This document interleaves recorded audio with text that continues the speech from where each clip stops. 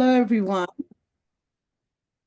Hi, everyone. I am Dr. Sonia Toledo. In the New York area.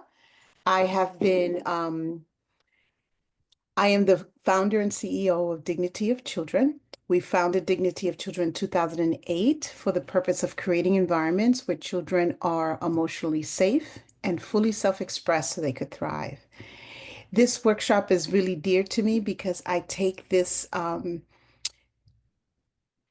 knowledge that I have acquired about executive function to for myself. I learned that I myself, as a neurodivergent individual, throughout my school age years, and even moving into my college years and postgraduate programs, I always needed to find a different way of learning.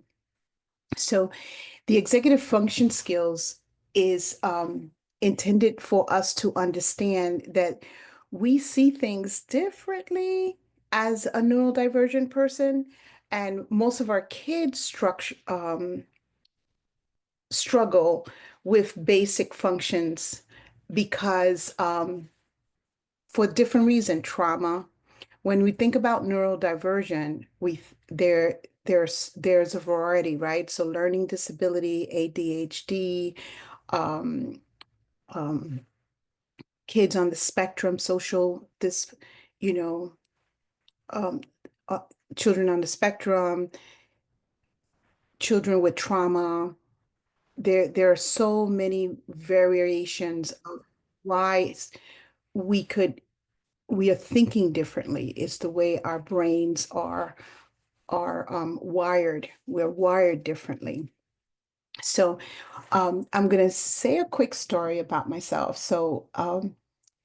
I'm a twin, and one of the things when we were growing up is that my sister and I were very much compared in our capacity. So Elizabeth had a very high, you know, performance level in school. Like she was always like 3 grades above her level, and her reading and her writing was exceptional. She was always in SP classes, and I was the total opposite. I was in the lowest. You know, like I remember. I don't know if some of you remember the ratings of like 9SP, 9.1, 9.2, 9.3, 9.4, and 9.4 was like the lowest. Like those are the kids that pretty much were designed as couldn't learn. Um, so I was in 9.4, and I kind of moved I would know by the time I got to the ninth grade, I was moved up to 9.2. But I started in like middle school 7.4, so 8.4, and then I went to 9.2. I got a little boost because I was a hardworking student in middle school. And then, I got through high school.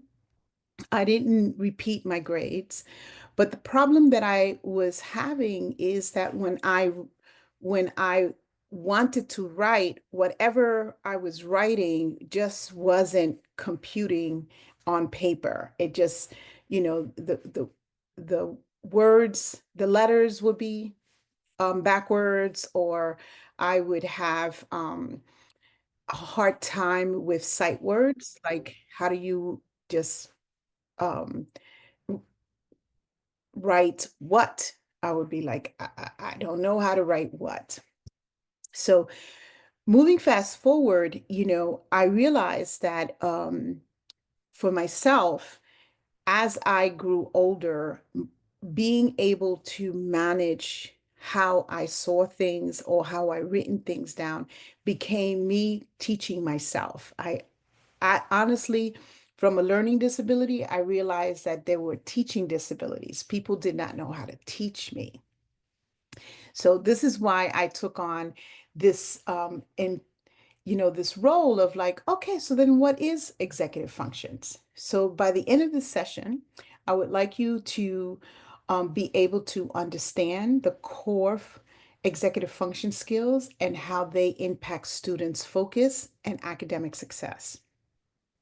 Also, identifying common classroom challenges and related to executive functions defects, and such as time management, task management, and sustaining attention. Learn and apply practical strategies to support students' self-regulation, organization, and time management. And how to create supportive classroom environments that foster development of executive functions in all children. So this is not just for neurodivergent children, it's for everyone because I think executive function will help us all. So what I want to do is I want to do an exercise before we get started. I want you to take out a piece of paper. Okay. Let me know if you need some more time. And actually, before we actually do the the exercise, make sure that your paper is out. And on chat, you tell me who you are. In other words, in position, like so you are coordinator, director, staff. I know most of you should be coordinators. But tell me one thing about your challenge or not in school. One thing that you struggled with. Now I'm kind of cheating, but if you look at the screen, you know, self-regulation, these are like just little tips that I want you to think of. Staying organized, staying on task, fitting in routines, time management, or even social skills like not fitting in with other people. So let me see. I want to see you in chat.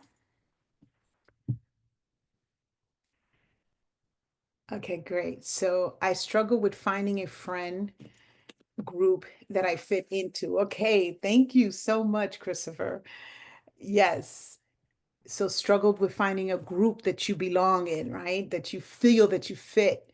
Um, Taria? Tell me how to Tria is Taria. short for Demetria. Okay, Tria. Demetria. I love Demetria. But Tria, you're coordinator, time management, staying organized, and shyness. Yeah. Um, Sherlyn, did I say it right? Did I chop you up? Yes, yes. Yes, I did right. Sherlyn. Learning different. Okay. I was a good student, yet I learned about myself that I needed to write things down and read them to learn and remember rather than just hearing them, right? So it had to be in writing. You had to see it and write it down. Nice. And then Brianna, coordinator, struggled with time management and not speaking up for myself, right? So this opportunity to like say what I need, like an advocacy, like self-advocacy. Great. So what I want you to do, everybody got a piece of paper? I want you to choose your dominant hand, so the hand that you're usually writing with, and then switch. And I am going to give you 1 minute to write with your non-dominant hand. So if you're a righty, write with your left, or the hand that you write with constantly. Some of us are both. So if anybody here is what is that word called when you use both hands? I'm okay. You're exceptional. So I'm going to give you a minute. Actually, a minute is a lot. Let's say 40 seconds to write your name 10 times with your non-dominant hand. So 30 seconds. Anybody wants more instructions? Everyone clear? Okay, so you're going to write your name, your first and your last name. Christopher, you have a long name, so you could write your whole name.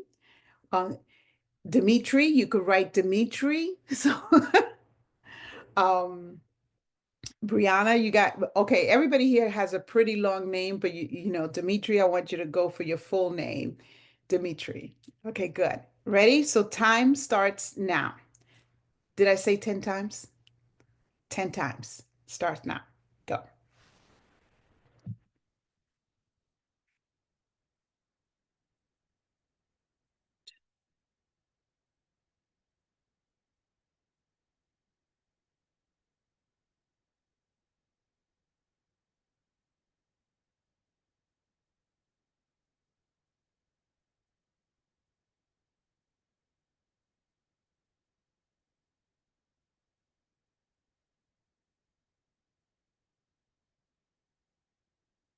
Woo! How many of you got to you have a few more seconds. I just turned it on again. Take another 30 seconds because I pressed the button again by mistake. And I'm only on my number 2.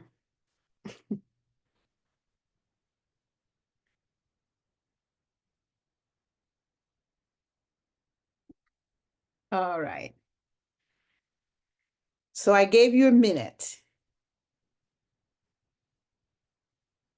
So I would like to hear from all of you since we have this short, small, cozy group. I would like for you to share, how did this feel? And if you want to share your paper, you can. So I'm going to start. I'm going to start because this is what my paper looks like. I don't know if you can see it. You see that? So for the life of me, I couldn't write straight, let alone write little. So I got anxious. I did the second part because I was only on my number 2, and I started writing backwards, and it was very frustrating for me. And of course, I'm Sonia. Who would like to go next? I'll go. I could go. That was impossible for me. I mean, my handwriting's bad enough without the challenge of switching. So yeah, I think I got like through 2.5 or something like that in that amount of time. I can share. Yes. I did 7. Oh, I know. I was like, I'm really shocked that I was able to do this.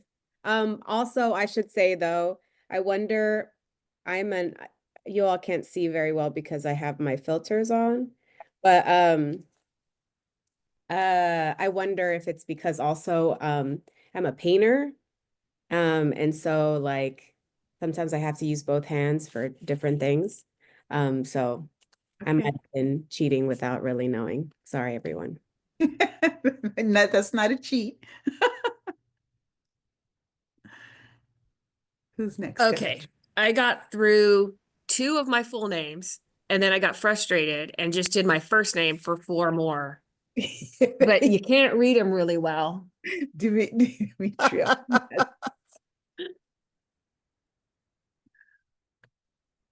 I can go next. I got through 5. I don't know if you guys will be able to see because of the filter, but it was like hard, but also a little easier than I thought it was going to be. Okay. It was awkward, but still doable. Mm-hmm.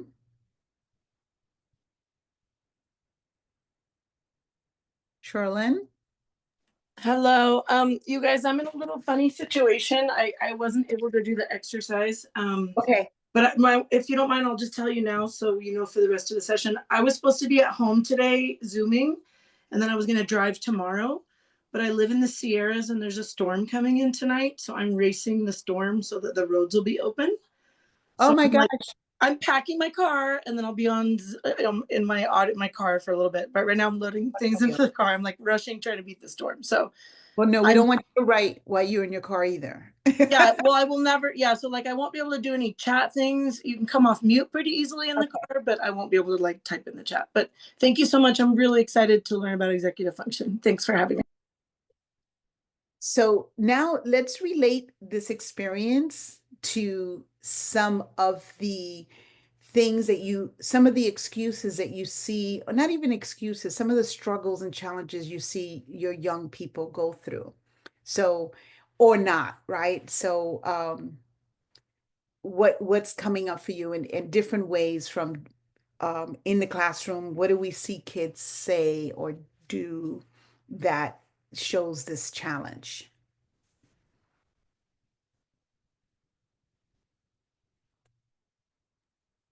Well, just volume of writing. I mean, some kids just cannot do the expected volume of writing. Yeah. So they get tired or they stop Or they create distractions for or they themselves. My pencil broke. I need to go right. sharpen it. And I mean, I was getting frustrated and I dropped my last name. Yes, And they yes, have to write a whole sentence, and they yes. have to get a new eraser, get a new pencil, just to get them away from it. There you go. There you go. That's what I'm looking for. What do kids do to get, to deal with the frustration or the not, right? So Leslie, you did really well. How did you feel about, there's something that you said that I want to bring up earlier. How did you feel about this process? Oh, I said I was cheating. Yes, right. So they're young people who are more, progressive or do the process good. They make excuses for themselves. Do you see what I'm saying? Because they don't want to be, brought out of like, oh, you're so good. You see you see how that feeling kind of changes. It's like, oh, I didn't cheat. It's like, no, of course you didn't cheat. You did very well. Someone else, what other things come up in a classroom environment when kids are struggling with getting a task done? Behaviors, Mhm. unwanted behaviors, challenging behaviors. Yes, yes. So it's easier to hit, to hit my buddy next door or mess with my buddy next door than to actually do something that's very uncomfortable. Any other thoughts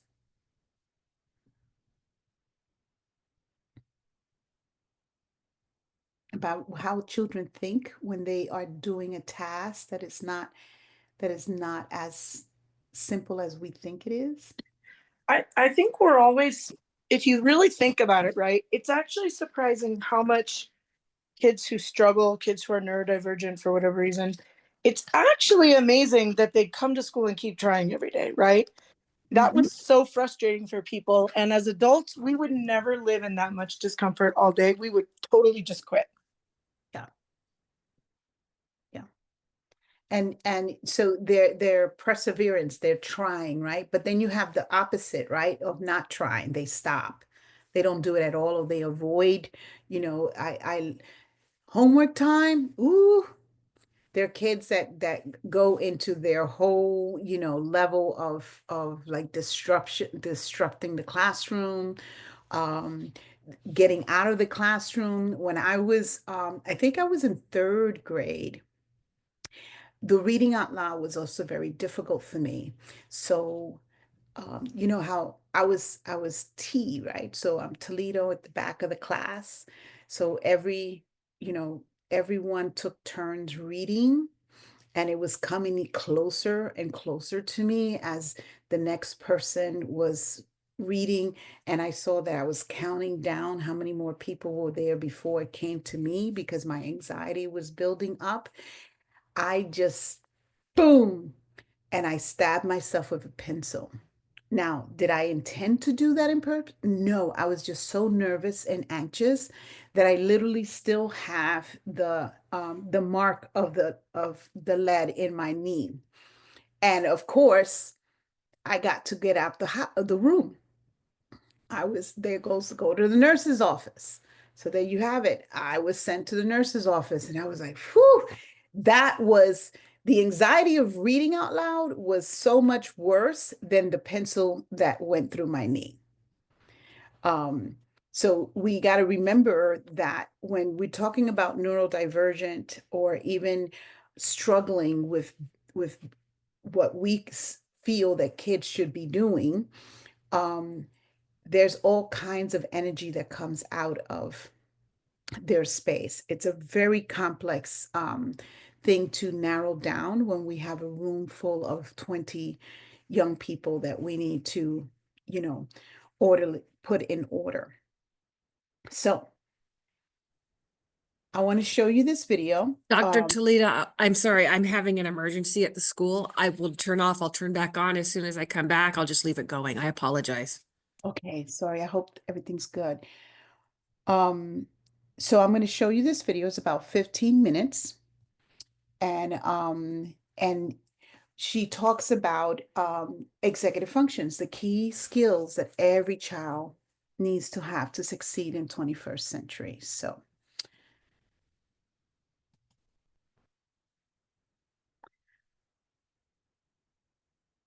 you could turn off your camera so we could have better bandwidth.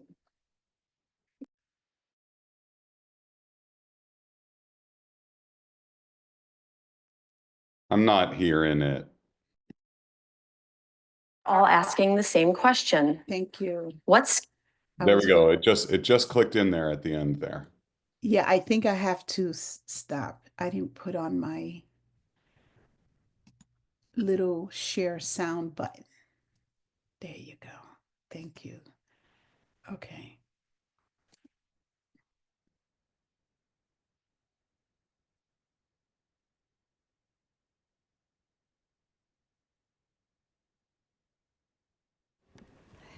How about now? Yep. Around the world, everyone from governments and business leaders and economists to parents, teachers, and pediatricians are all asking the same question. What skills will our children need to succeed? Now, you may think you know the answer to the question, but consider this. It has been estimated that 2/3 of children today will work in jobs that don't currently exist. Now, what skills do you want them to have? In 2016, the World Economic Forum released a list that every parent, and quite honestly, anyone who cares about our children's future, needs. It's a list of the 21st century skills most valued in today's complex, globalized, and rapidly changing world. 1/3 of these skills are the traditional hard skills, the reading, writing, and arithmetic that I call IQ skills. More notable, however, are the other skills, social and creative skills like creativity, curiosity, communication, collaboration, and critical thinking, along with grit, leadership, and adaptability. It is these so-called soft, non-cognitive, and other skills that are gaining prominence in playrooms, classrooms, and boardrooms around the world. Now, I feel the need to point out that calling these skills soft doesn't do them justice, and referring to them as non-cognitive is just wrong, given that they involve complex functioning of the brain. That leaves us with other. And as somebody who has spent decades translating facts and figures into practical information, I can assure you that if you ever want to convince somebody that something's really important, don't call it other. So I'd like to propose that we call these other skills key skills, spelled QI. Now, the fact that it sounds like the word key, as in K-E-Y, fits because these skills are certainly key to future success. Right? It also reflects the fact that they are the complement to the IQ skills, IQ and QI.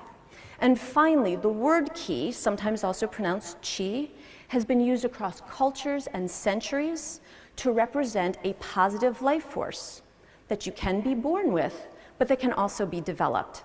And that brings us to perhaps the most important insight. Based on the science of early brain and child development, we now know that these key skills can be developed far earlier than most people realize.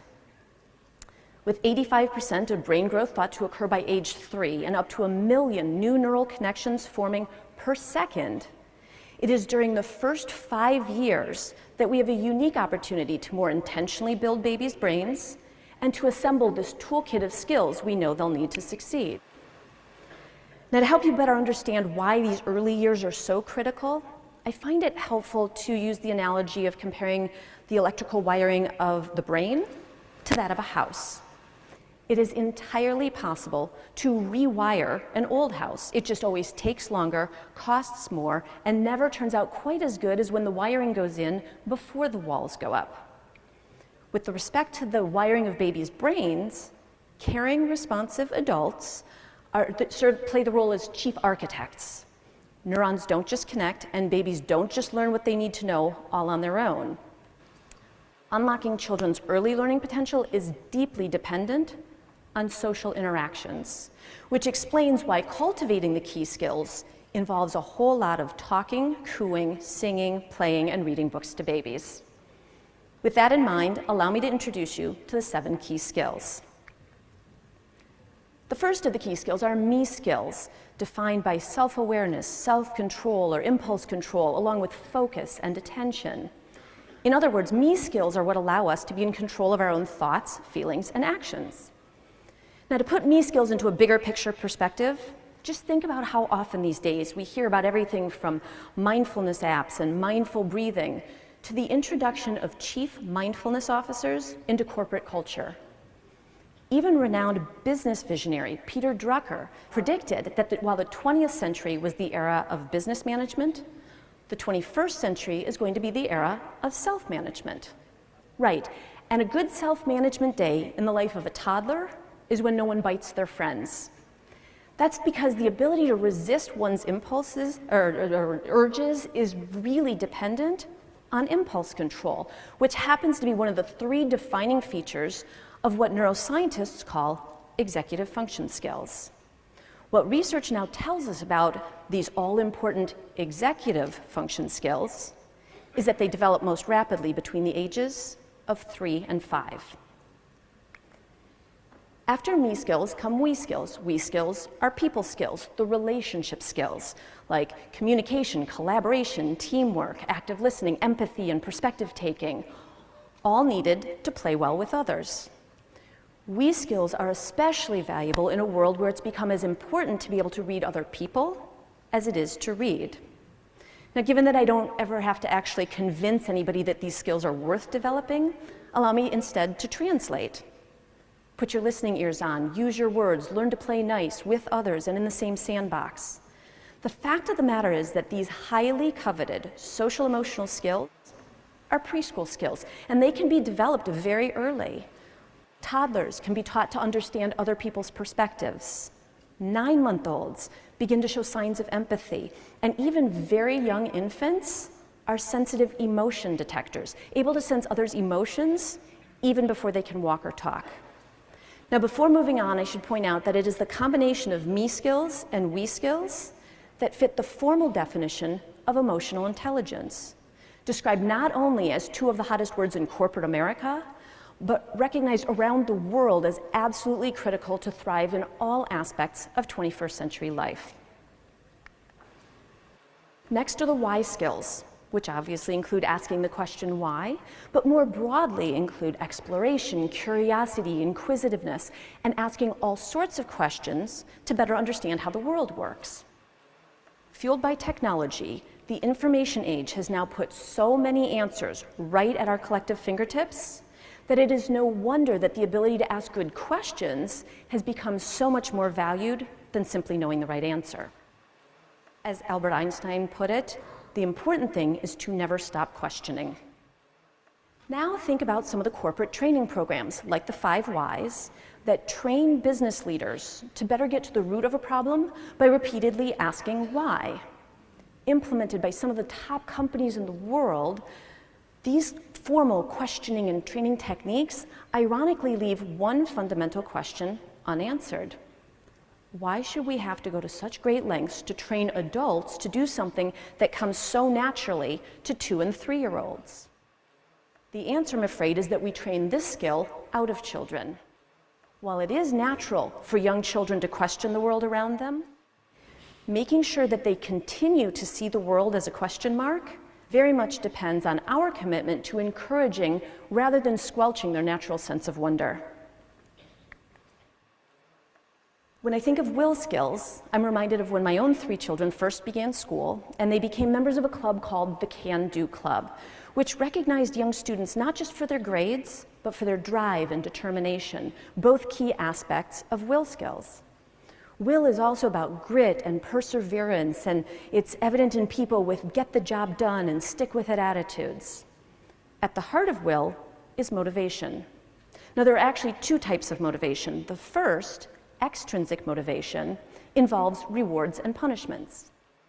While this approach may work in the short run, and for relatively simple tasks, the complex challenges of the 21st century are going to demand a lot more from our children. Simply relying on rewards has been shown to all but kill creativity, and in the long run, actually decrease motivation. Intrinsic or self-motivation is what we're really after, the kind of motivation that comes from within. To foster this kind of self-motivation, we perhaps need to rethink how we parent in the earliest years when even the most routine tasks, brushing teeth and peeing in the potty, are all too often rewarded with sweets and treats rather than with praise and pride. Now, you may not be accustomed to thinking of wiggling as a skill, but the best way to understand wiggle skills is to recognize that physical and intellectual restlessness go hand in hand. Just think about how we commonly describe successful adults as movers and shakers and go-getters who set stretch goals, spring into action, reach for the stars. They're all about action. If you read the innovation literature, you'll find that innovators are almost always described as physically restless. And at work, you're more likely to see walking meetings and treadmill desks and manipulatives on tables, all meant to more actively enhance our ability to think, create, and innovate. Now think about the words that we use to describe active young children: fidgety, antsy, restless. I can honestly say that in all my years working with children, I've never heard any of those words used in a positive sense. Whether out of fear for their safety or for our own convenience, we tend to favor the calm, quiet child who doesn't reach, touch, grab, or poke or get into things. Instead of giving young children the wiggle room they need, we strap them in, we insist they sit still, and we tell them to look but don't touch. All of us, but most especially young children, learn about the world by physically interacting with it. Instead of working their wiggles out, what our children really need is for us to help them learn how to put their wiggles to work. After wiggle comes wobble, a set of skills defined by agility and adaptability and the ability to face, overcome, and learn from failure. The word wobble comes from a phrase, Weebles wobble but they don't fall down, a reference to a very popular classic toy called Weebles that are egg-shaped with a weight at the bottom so they could wobble back and forth but ultimately remain standing. As skills needed to adapt to a very rapidly changing world, wobble skills have gained special prominence. College applications and job interviewers routinely ask, when have you failed and what did you do about it? Silicon Valley's unofficial motto is said to be fail early, fail often, and fail forward, a motto that we really should be applying to how we raise young children. On that note, I want you to think for a moment, what might the earliest developmental milestones for wobble look like? But don't think too hard because there are none. The fact of the matter is that milestones only represent successes, not failures. If we want to raise resilient children, we need to get in the habit of celebrating not just their milestone moments, but their ability to fall down, brush themselves off, and get right back up again. The culmination of the key skills are what-if skills, or what I think of as possibility skills, defined by innovation, imagination, creativity, and out-of-the-box thinking. It's the what-if skills that give us the ability to imagine the world not just as it is, but as how it could be. In a global survey of over 1,500 CEOs, creativity was identified as the single most important factor for future success. Our world clearly rewards those who can imagine the world they want to live in and then create it. Young children excel at imagining new worlds, from make-believe and superheroes to imaginary friends and fanciful stories. Young children really are, as futurist Peter Diamandis puts it, some of the most imaginative humans around. But it has also been said that the creative adult is the child that survived. In our efforts to teach our children how we see the world, we run the very real risk of convincing them that there's only one right way to do or see things. We must therefore ask ourselves the question raised by developmental psychologist Jean Piaget. Are we forming children capable of only learning that which is already known? Or should we try to develop creative and innovative minds capable of discovery throughout life? I'm here to tell you the answer is the latter. Giving children the best is about maximizing their potential, not their possessions. It's about cultivating their sense of purpose and passion, not subjecting them to unnecessary pressure. And it's about caring, responsive adults and starting early. We now know that what happens in early childhood does not stay in early childhood. By applying what we now know about all of the key skills and applying it early, me, we, why, will, wiggle, wobble, and what if, I believe that we can achieve success in our shared goal of giving all children access to a world of possibilities. Thank you.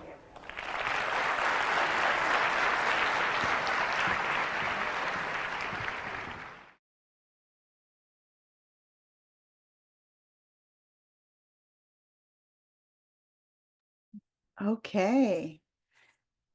All right. So I would love to hear, what are your takeaways?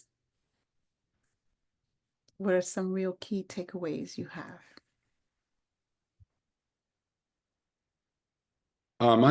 I've heard that before, that TED Talk. It's great, and I'm familiar with those skills.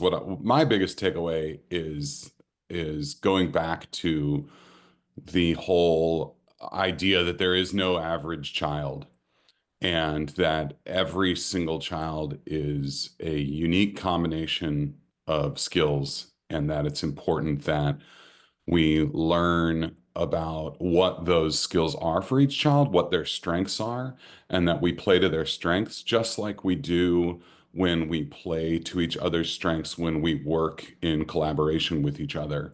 And on that average child, I love the story that when the military was building a jet, they tried to build a plane with an average seat, and the average seat literally fit 0 pilots, and they had to go back to the drawing board and customize everything. So those are all my thoughts as I was listening. That's great, Christopher. Thank you. I love, that you're really, the strength base for me is where I want to because it's easy to find kids that can't do, right? So we're constantly looking at, oh, he can't do this, or he's not listening, or he's not this, and he's not that. But if we could find that kid's strength and create an environment for him to explore his strength, that's basically, my story is that, I know I found my strength and I was able to continue to succeed and get back up and be resilient, regardless of the struggles that I was having academically. Thank you for that. Someone else, what are you taking away?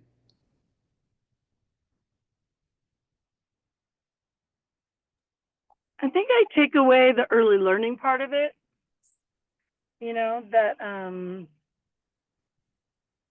these skills can be learned very early, and we may not be doing a great job in the early learning space, making sure we're focusing on this. Could I know that you're driving, so talk as you feel comfortable, but it's not that we're not doing an early job in the early stages, that we're not continuing to build those skills that we start in the early stages. Okay, yeah, that's in California. I don't know if you guys are doing this too in New York, but we're now having kids as early as 4 come to the regular elementary school as part of TK. Really soon they'll be 3 when they start. Yeah. And so agreed, we tend to see them as little elementary school kids, and I agree with what you said. They are focused on, but then not built upon. Yeah, so all those skills that they do in preschool, I love watching a preschool classroom, right? Because it's set up intentionally to help kids build these skills, right? Socialization. So each station you could have only two or three. So from the beginning, they're beginning to understand is like, oh, I don't have room for me here. So I'm going to go over there. I'm going to go paint a little bit into there's room for me to go back into the drama area. So those are like social skills that they are like organically learning through just being in this environment that's being created. And then, what kid did very few kids when they build a tower and the tower falls, they start crying.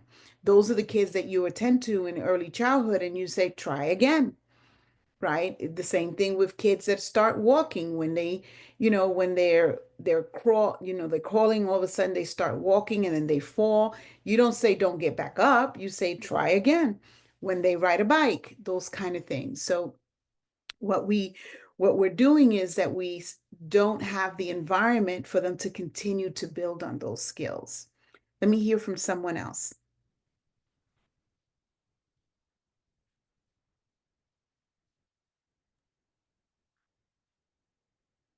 So I'm wondering if part of the reason we don't have the time to build on those skills is there's so much extra. I mean, when my first child, who is now 37, was in kindergarten, there was so much more academics in kindergarten than when I was in kindergarten. And my kids are spread apart. So by the time my now 15-year-old got to kindergarten, he was doing what used to be first grade work because we're not working on those other skills or the sharing or the friendship. It's the social emotional as well as the executive function skills anymore. It seems like it's all just pushed academics, academics, academics. Mm-hmm. So the thing is that academics do get impacted because these skills are not, kids are not honing these skills. Yeah, those skills affect their academics. They affect everything. Even students that are not, I mean, every student, neurodivergent or any other student. It's what I've seen when I was working in the classroom before I became the site coordinator for after school. So yeah. Anyone else? Any takeaways from the video? I can share. I missed a little bit of the end because I am currently at my site and my staff was coming in to start their day. But Yeah. I agree a lot with what Tria said. I think that some of those fundamental skills that um, we should be focusing on are getting overlooked or neglected, and they're just as important as the academics because one without the other, it's not the students aren't going to be very successful, and we see that a lot. Which is why I think like in after school programming, I know especially for Think Together in our organization, we really are pushing the social emotional learning aspect because they're not necessarily getting it during the school day. So we're really pushing to try to support them in that. Nice. So how do we now, and you're going to have this PowerPoint, you should have this PowerPoint in the Google Docs. So this PowerPoint is available for you. I totally am giving it away. Like, you guys take it, see how you could use it to train your staff or to have these conversations with your staff. So I just wanted to give you that this resource is available to you. So when we think about these 7 key skills, right? The me, the we, the why, the will, the wiggle, the wobble, the what if. How do we now create an environment in all ages that supports the development of these skills within the environment, the classroom environment, the program, etc. So when we think about, the me skills, the self-awareness, attention, focus, self-regulation, having goals, doing, things that I like doing, understanding what I like, what matters to me. There's so many deepness to the me, and as they get older, me becomes a very important part of who I am, right? That me is like, in middle school, In high school, it's self-identity. Where do I belong? How do I fit? All of that is in that me category. So what I want to do is I'm going to give you a link and we're going to do an exercise together. I'm going to put a link on chat because at this point, we're not going to a breakout room, Leslie. We're going to stay together. So some of us who have the opportunity to work on the computer, we could find pictures, we could write words, but what we want to do is we want to start putting down strategies, routines, activities that will support developing these key skills. So I'm going to stop sharing this screen and I'm going to put this screen up. So I put the link on chat and the intention was that we're going to have different groups, but now we're going to have the same group. So we're going to start with me. So Charlene, you could always just tell us what you want us to write and we'll write it on the PowerPoint. So for this one slide, we're going to talk about me. So just me. What are some of the activities, routines, practices that we could do to develop me in our young people?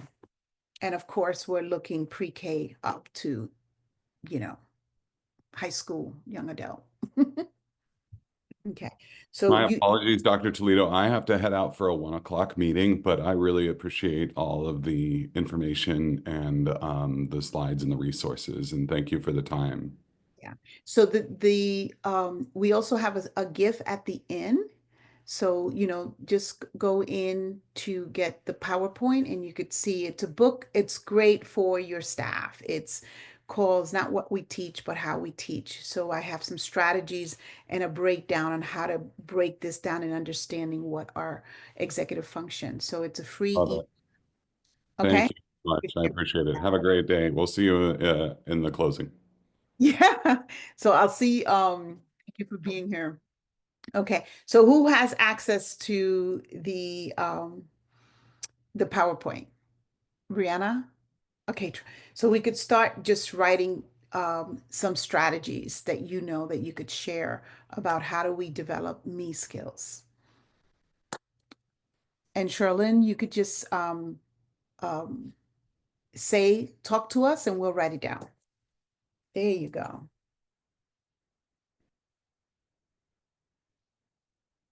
Mindfulness practice. Great start.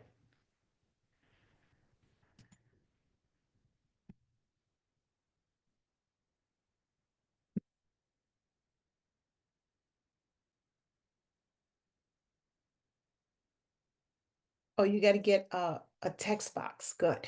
I was like, how do you start writing? Okay, that makes sense. I was looking for the same thing.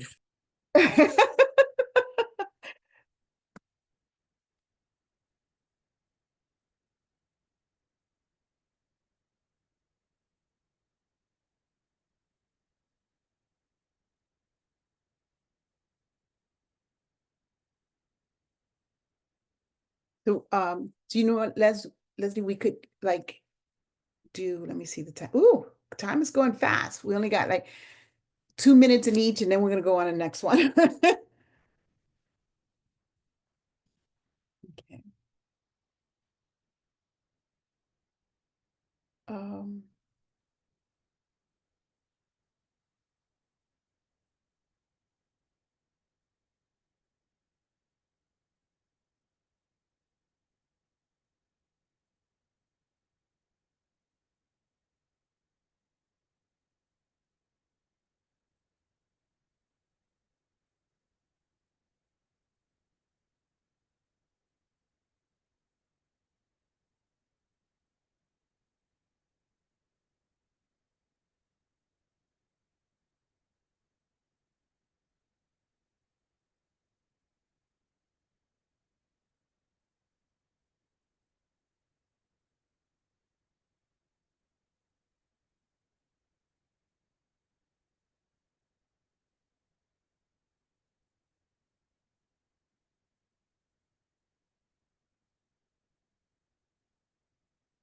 Okay, one more minute.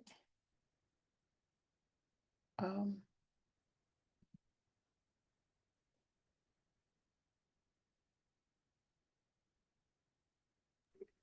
I have one idea. I'm not sure if it would be considered related or not, but remember at the beginning when you said that um, sometimes neurodivergence can come from trauma?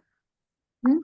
So I wonder if this is more for staff than for students, but like incorporating trauma informed care practices, into our work and training after school staff on that. yes, They may not have been exposed to that yet. yes, for sure. I wrote that down.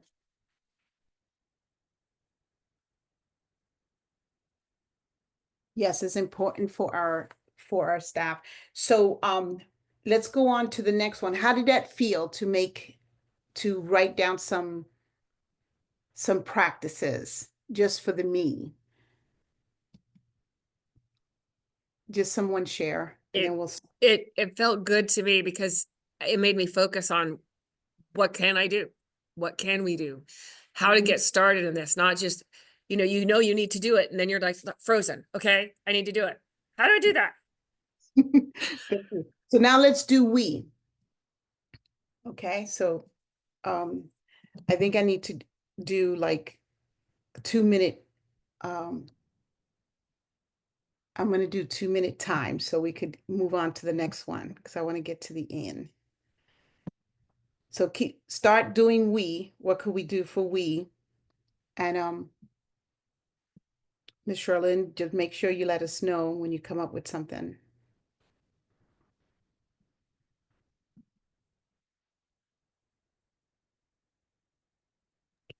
Can you repeat the prompt for this one? We. The we is relationship management, empathy, teamwork, effective communication. That's what we're building. Thank you.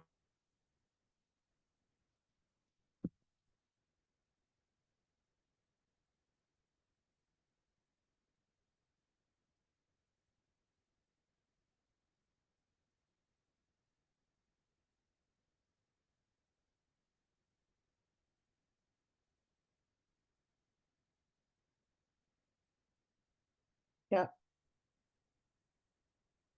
Mm.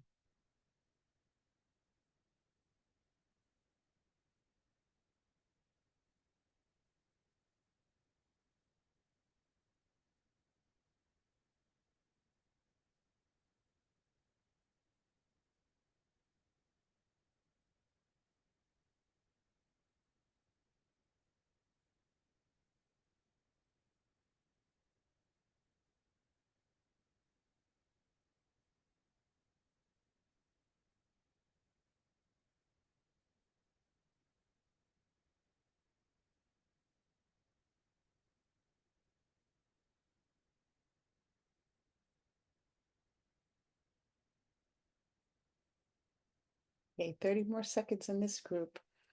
Um,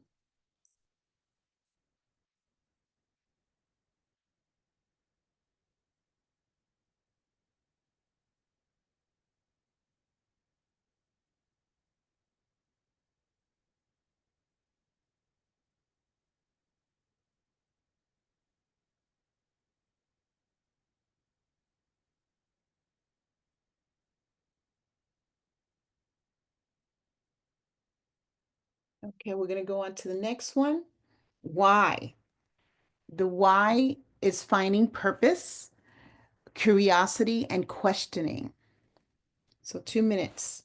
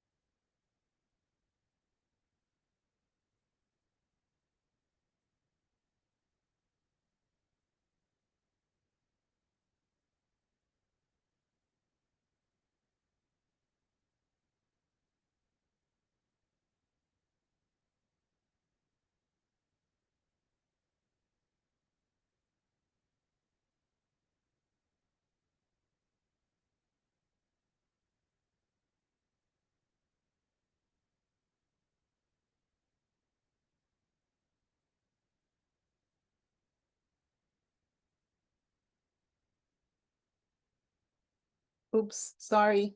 All right.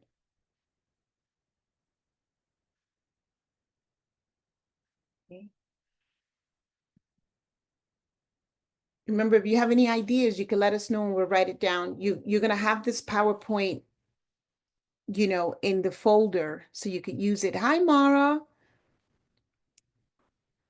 Mara, you're welcome to join us. Thank you.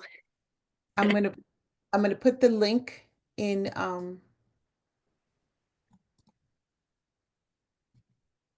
chat so you're able to Oh yeah, Leslie said gave it to me. Thank you. okay, great. Mm. So I don't know if you saw the video, but the PowerPoint's going to be in the Google Doc so you could see everything and then listen to the video on your time, okay? So we're going on to the next one, which is will. Will is motivation and passion.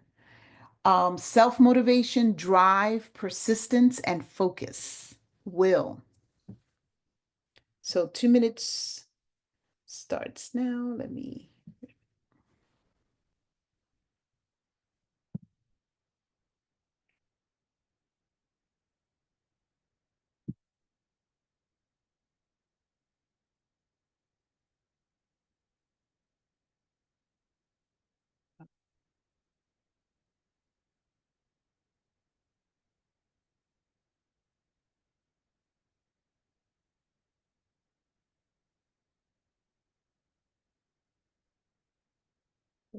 Projects.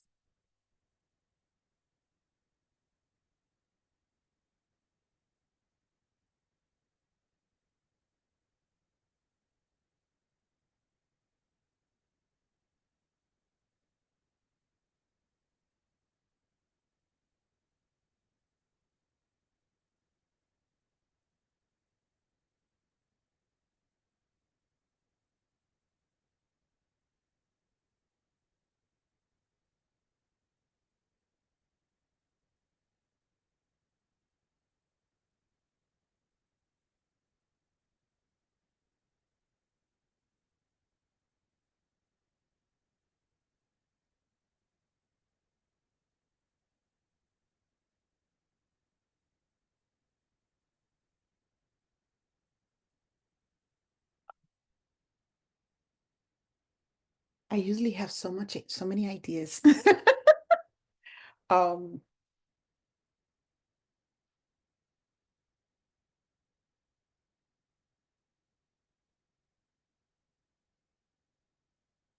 Nice wigs. It's also fun to read what other people are writing.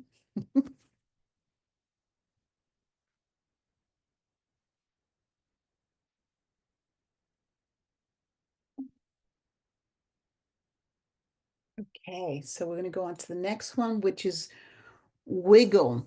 Wiggle action movement, physical and intellectual restlessness that fuels action.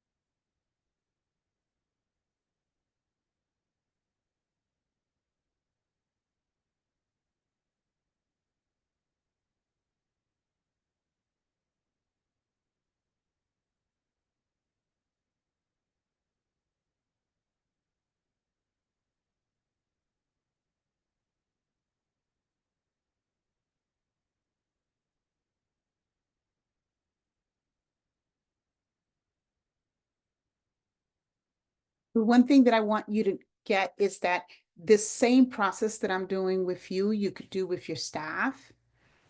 And the PowerPoint is designed, it could be for,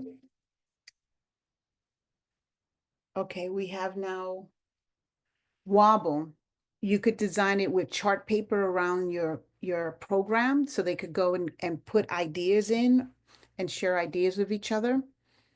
The Wobble is resiliency, Wobble agility, and adaptability.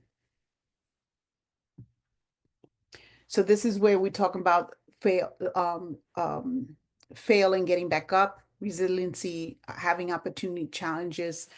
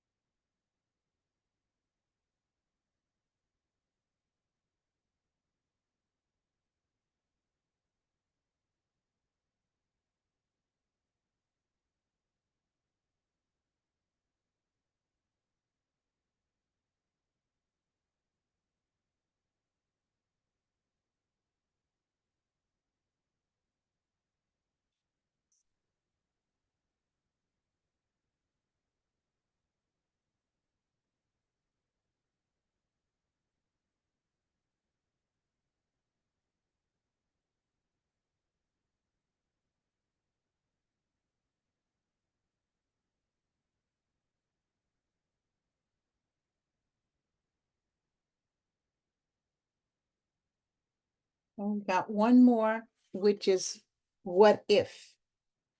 What if includes curiosity, imagination, creativity, innovation, doing something new.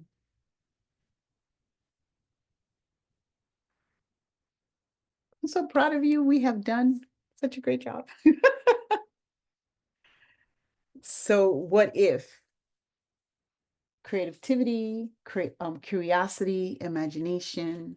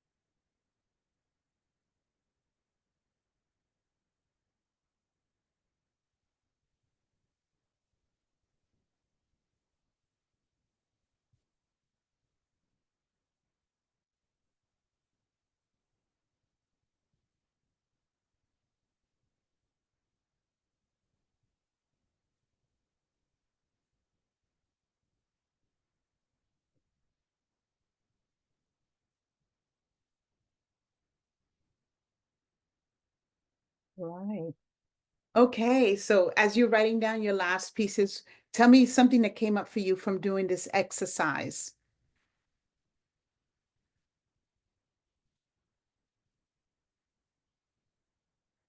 Share anything that, you know, your reflection on doing this exercise. I think it was helpful to be able to see other people's perspective and ideas.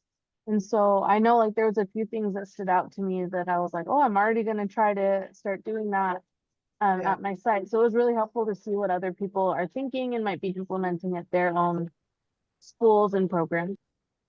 Nice, nice. Someone else? It also good to see. I had a couple ideas, but then I saw other people's ideas, and that led me down a different path, which led to still different ideas. Yeah. Yeah, so it's like, woo, we could do this and we could do that. Nice, nice. So I'm gonna share I'm gonna stop sharing this screen and share my other screen again. Sure that's something. Okay, so clearly we need to consider doing this as a team. What we did here, you could do it as a gallery wall, right? So for your staff, you could just have different posters around the room and they could come in when they get ideas, they could just write it down. So again, it's a collective way of getting your staff to start thinking about all of these elements, you know, and how could we start implementing them in your classrooms. One of the key elements that we talked about was me. We have to start with me, right? Because when we talk about neurodivergent young people, we want to help them start with their strengths, right? We want to help them. We want to be able, like some of our young people that we are focused on, like, oh, they're having social issues, or they can't self-regulate, or they don't finish their homework on time. We automatically focus on the negative. So when we find their strength and we focus on their strength, is like, you know, you're very clever. You're really good at solving problems. Let's talk about what they're good at. They start feeling like they're going to try some more because you're giving them those opportunities to use their strengths, right? So they're going to give themselves a little extra push on doing things that are complicated for them because they feel that their strength is being utilized. Right. So here is a strategy, is a brainstorming strategy to strengthen executive function. It's actually a Google form. So when you could give it to your staff and take the QR code, and of course and when you have the whole PowerPoint, you have it as well. You could give it to your staff and they could start creating their own individual plans for their classroom, right? Because what happens in a kindergarten class is totally different in the fifth grade and so on. So what you want once they start understanding what these key skills are, you want to continue to have them create some plans, right? Some action plans of like, what's next? Like, how are you going to implement this in your classroom now? And I'm so happy that I have time to do all this. So here's another video. It's about 4 minutes, and this is for the older kids because I really want us to really have the distinction that we could create a classroom like a preschool classroom, even for our younger kids, where there's choice. And that's something that I really recommend, especially with your novice staff, that they're not exactly sure how to do instruction with a large group of kids. Get out of large group instructions and go more into table choices, right? And it could be done via like categories. So now it's free play. So you have choices on free play, and only 4 kids could be in each table. You can't move unless there's a space, or you come up with some rules that they have to follow, but they have the choice. And then you also with like the younger kids, we're talking about kindergarten, first, second, third. They if they're in the block area and they're not behaving or they're having conflict, you could remove your band from the block area for a day now, right? So they have some kind of leverage when you have choice within the classroom, because that way now the kid that's having a structure, a hard time, they know that in order to get back to the block area, I need to behave and follow instructions in the other areas, right? And then I could get that privilege back. Or when you do free play, we did this with the kindergartens, and there was like 4 kids could go into for the gym, and then you had block, and then we had game table, we had drawing table, and we had like a reading corner. So if you were listening and ready, is when you get to be chosen to choose first. So then they got the hint that if I get to go first, I get to be in one of those gym slots, right? But if I'm not listening, I lose out on my gym. So, there were a couple of kids that had a hard time in the beginning. They were like, oh, I missed it again. I missed it again. It's like, oh, but if you show that you're ready, you could then choose first, or be one of the 4 people to get chosen. So you could choose the gym. So you're kind of like maneuvering them to want to behave, right? On the things that they really love. So here's a video for the older kids.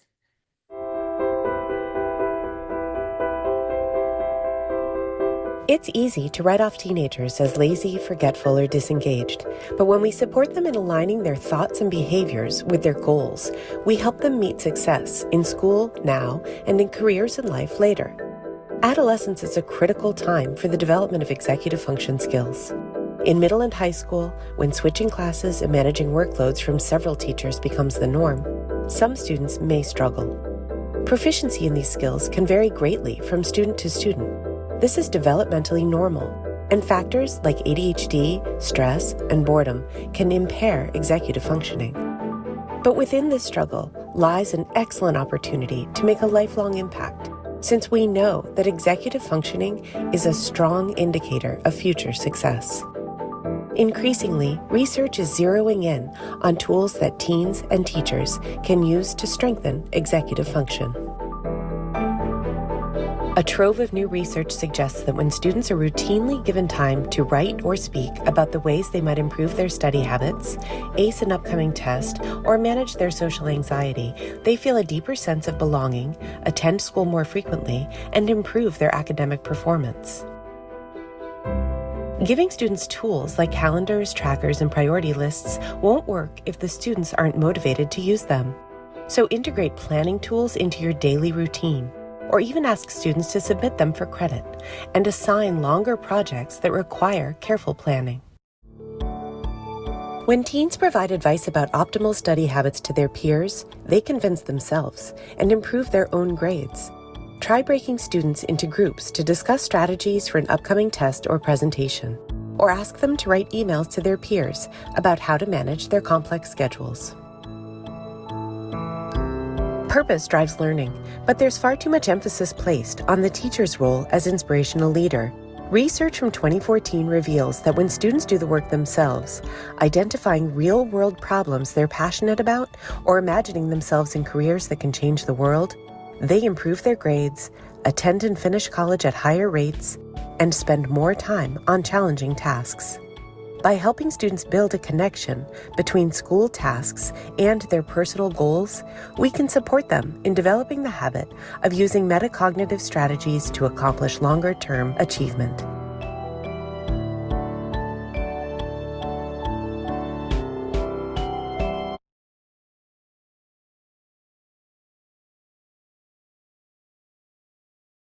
I'm talking to myself. Takeaways from the older kids, for the older kids.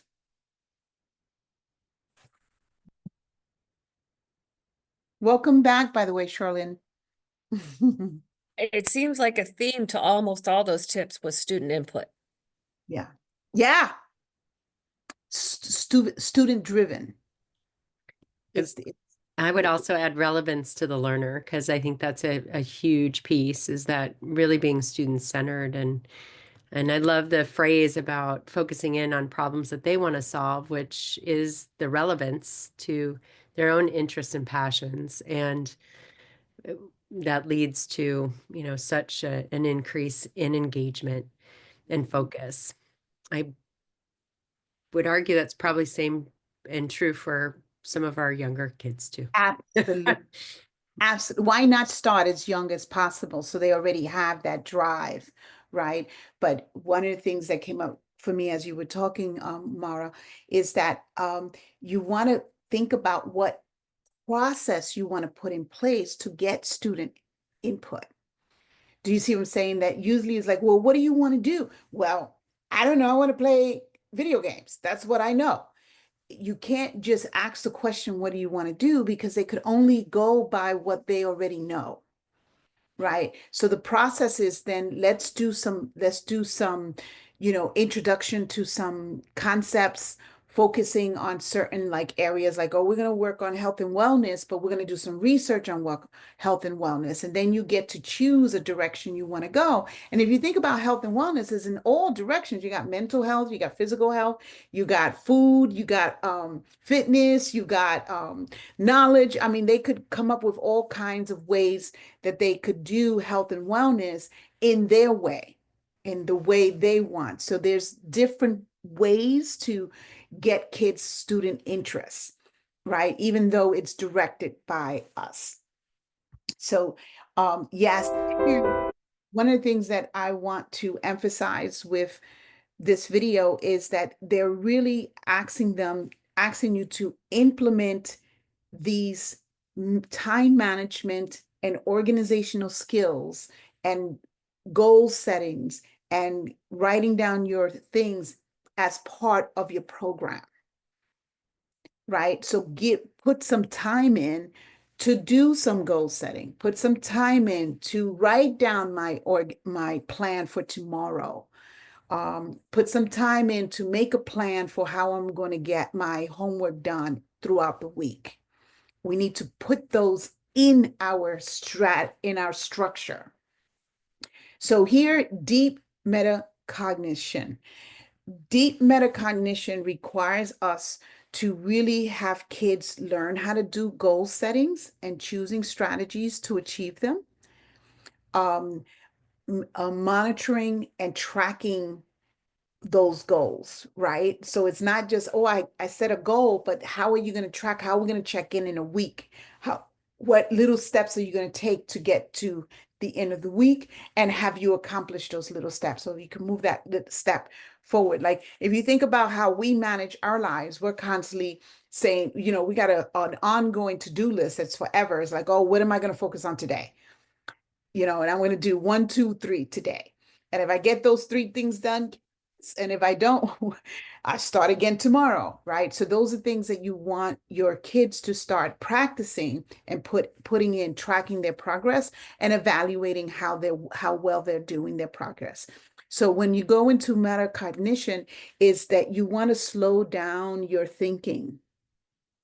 You want kids to start practicing to slow down their process of thinking. And that way they could be more clear on like step 1, step 2, step 3, versus I got to do, I have to do, I need to do, I didn't do, I could do, she did it before me, I finished before it, because the environment is having me have anxiety because I should be as good as they were. I mentioned my biggest thing is comparison with me and my sister. My twin sister is like, she's better than me. She's faster than me. I mean, even when I was adult, my mom used to say, well, the only thing that you could do that your sister couldn't do is drive a stick shift. I was like, well, thanks, Mom.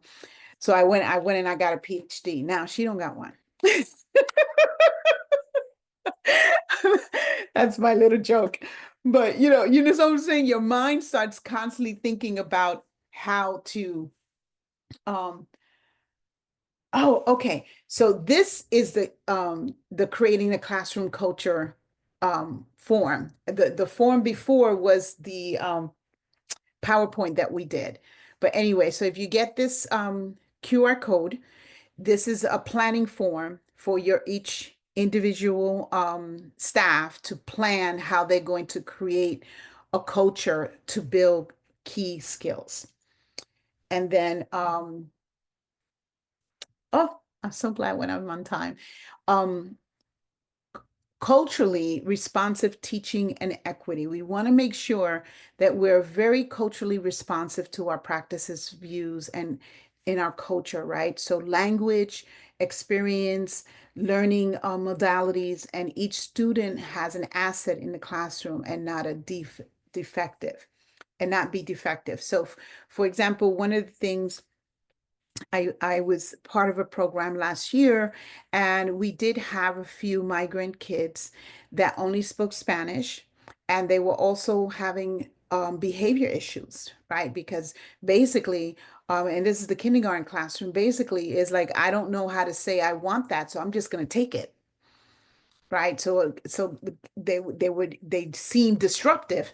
So what we started doing is we started putting Spanish into our lesson planning, and now the kids are saying hola, por favor, gracias, all of these basic terms. We were speaking Spanish and English. And, the young lady, yes, now speaks English. But in the beginning, it really brought more of a cohesiveness in the classroom because there was a compassion about the language. So really thinking about how do we create a culturally responsive classroom for all of our kids to feel like they're included, and also understanding our kids, our neurodivergent kids, how are they learning? Are they is if it's too chaotic, are they freaking out? Is the routine changing and they freak out? Like, you got to understand, a lot of our young people, you change the way you do things, that's a way for them to get out of their regulated self. Does that make sense? So the lack of routine will trigger kids. So having clear routines and that expectation is like, I know what to expect next, right? Or having a schedule where they look up and they go, oh, I know what's going to happen next. And you got to let your staff know that them not showing up every day messes kids up, because kids expect to see that one person every day, right? So their absentee or they not showing up to pick them up on time, just takes kids off of their regulative self, right? So let me see. I do have one more thing for you.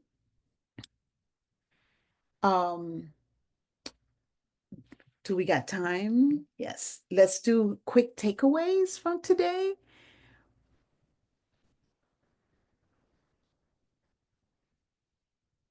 Who would like to start? Let me go, because I think I have cell service for like a minute. Is that okay? Quick. You will hear you. Okay.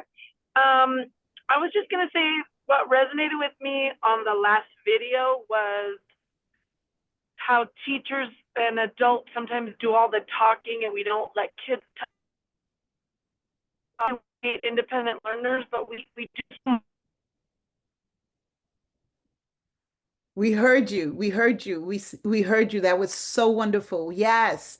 We need to do less teacher directed stuff, all the talking. Stop that.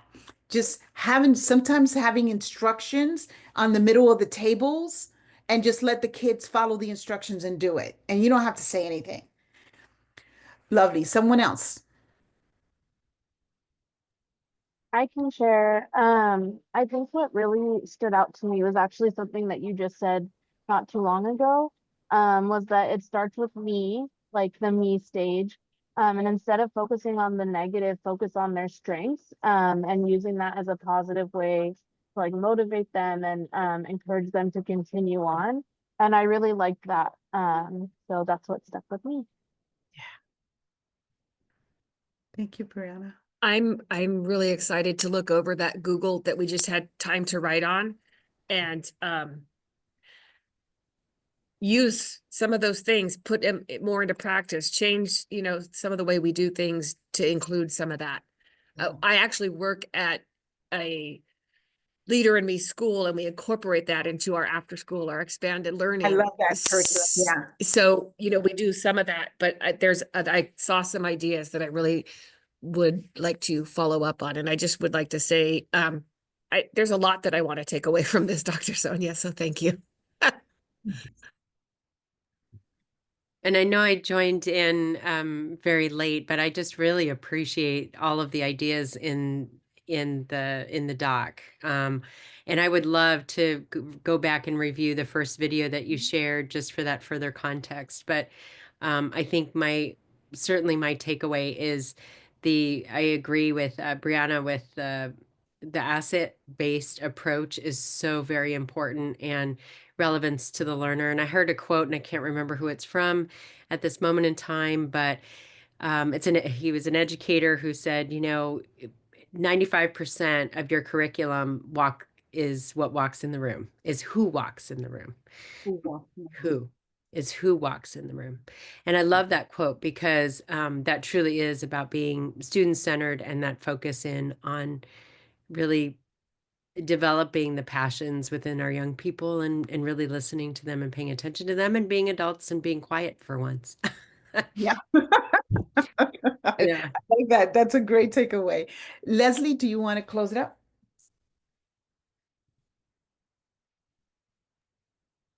Sure, yeah. I definitely really appreciated the breakdown from the first video, and really like thinking about all the things that we sort of lose, right, as we get older, right? And then really trying to harness and taking advantage of the fact that, we're with young people at such an early stage in life and then really fostering that. Um, so yeah, I definitely appreciated how um that was put down in a really nice, succinct way. Thank you. And we had all kinds of strategies on how we were going to do it. And then, of course, Mara, you said who walks into the room. We changed the whole thing around on how we would how we did it because it depended on who walked in the room. So this is an ebook. I just finished this book. It's really fresh off the press. It's about, it's not what we teach, but how we teach.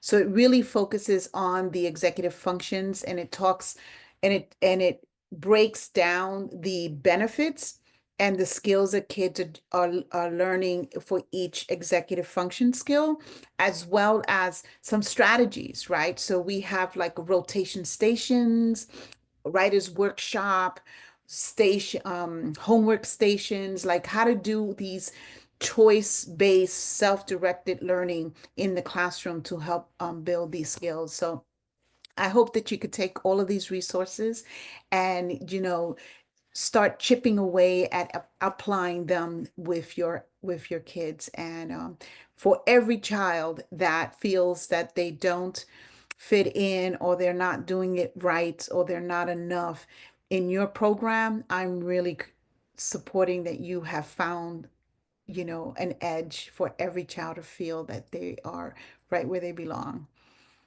Thank you so much. And I don't know if you have the attend evaluations and stuff, so I'm